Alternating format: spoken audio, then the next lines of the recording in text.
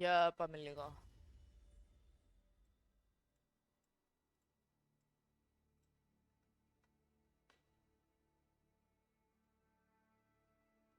Οχτώ για πτυχίο μάγκες, δύσκολα τα έργα. Και γαμό. Τι θα φάμε, ρε, δεν έχω ιδέα. Πώς γίνεται να έχεις κακό ίντερνετ, να έχεις ποιότητα 1080 για να τη βάλεις στο χρειάζεται. Ε, γενικά, είναι το meme εδώ η κάμερα μου, κούτελο. Είναι meme.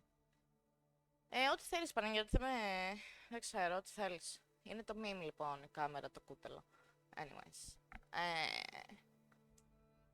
Ξέρεις τι, ο αδερφός μου έχει χιλιάρα, δεν έχεις ρε Παναγιώτη.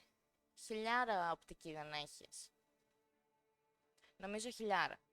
Έχει χιλιάρα λοιπόν οπτική ο Παναγιώτης, αλλά την έχει στον κάτω όροφο και εγώ έχω τη μαλακία. Μπαίνεις στον υπολογιστή. Wi-Fi anyways. Και εγώ έχω Wi-Fi. Οπότε κάτι πιάνω από κάτω από τον. Όχι, δεν είναι LAN. Ναι, μπράβο. Α, αυτό έχεις Παναγιώτη. Οκ, anyways. Οπότε εγώ πιάνω Wi-Fi από κάτω και ναι, με αφήνει να στριμάρω σε τέτοιες ποιότητες και πάει λέγοντας. Απλά μου ανεβοκατεβάζει λίγο τα IMS.